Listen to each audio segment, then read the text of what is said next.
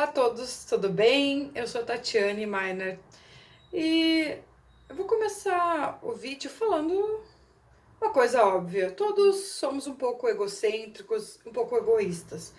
Alguns mais, outros menos. E normalmente, né, pensamos no narcisismo como algo ruim.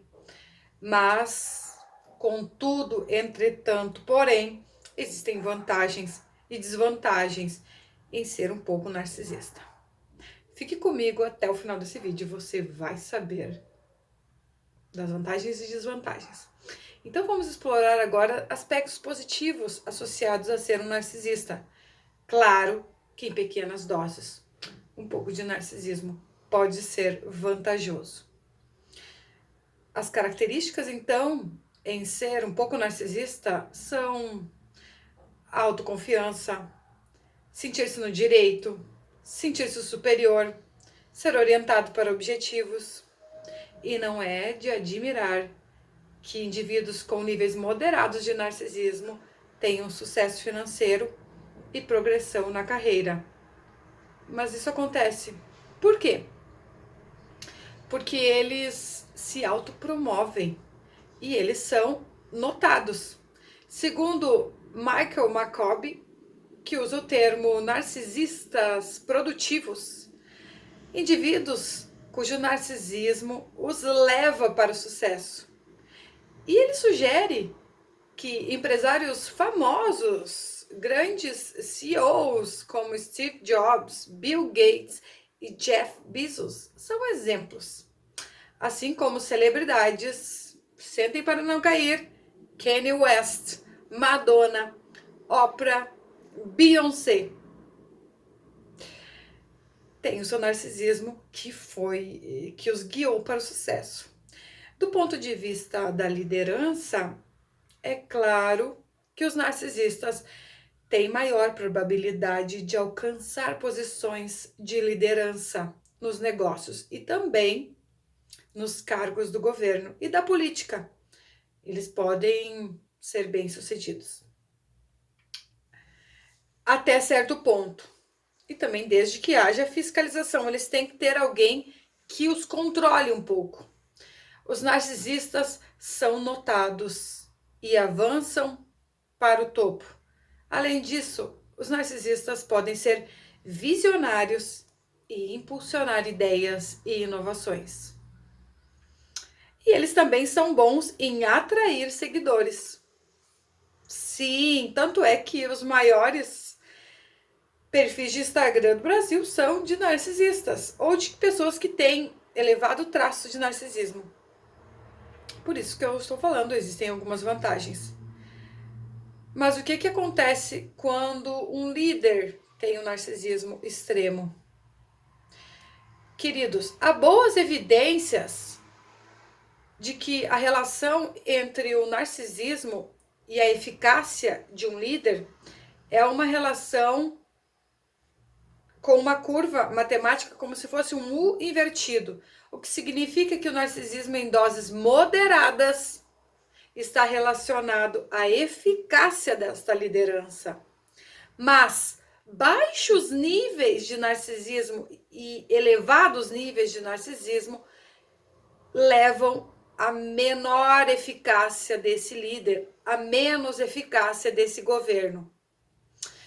Porque o narcisista sabe defender a sua posição. O problema é quando ele é muito narcisista, porque ele defende posições absurdas. Mas e quando o narcisismo é demais? Muito narcisismo pode ser caracterizado pelo narcisista grandioso. O narcisista grandioso é extremamente extravagante. Ele é assertivo e domina.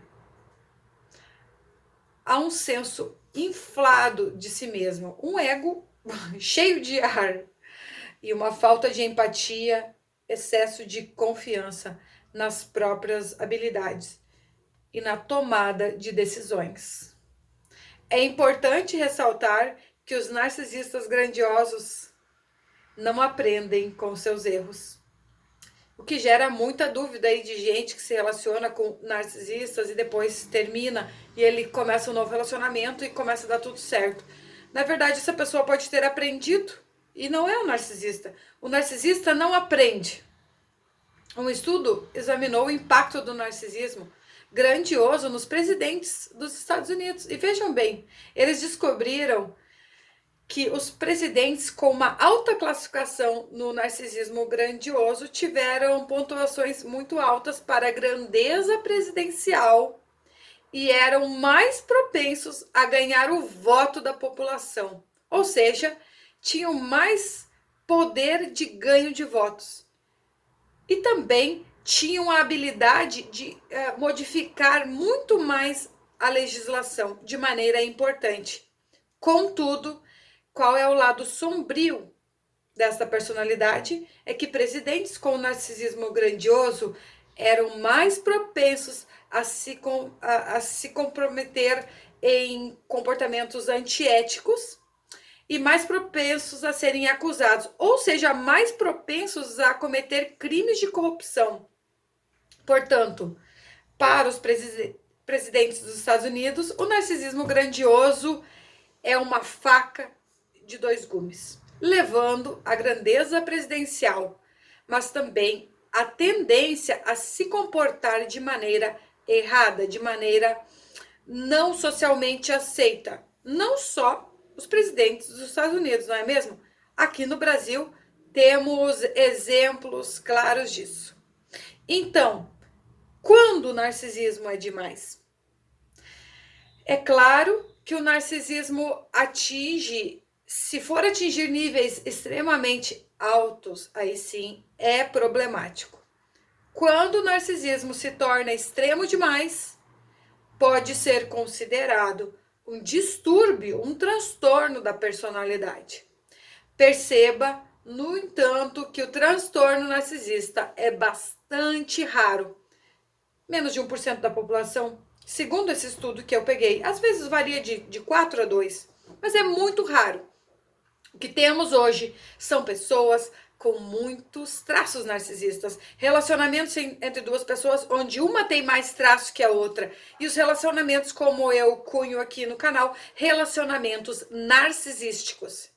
A maioria de nós, no entanto, tem mais ou menos narcisismo e podemos trabalhar para diminuir as nossas tendências narcísicas, desenvolvendo a empatia e trabalhando ativamente para ouvir os outros. E mais um detalhe, gente, empatia demais também faz mal. Temos que ter o equilíbrio. Devemos observar se não estamos muito focados no outro. Então, muito pouco narcisismo também pode refletir baixos níveis de autoconfiança. E uma maneira de começar a entender como você funciona é avaliar as suas próprias tendências narcísicas. Se você tem muito, é ruim. Se você tem pouco, é ruim também. O bom é o equilíbrio. Obrigada a todos. Até mais. Tchau, tchau.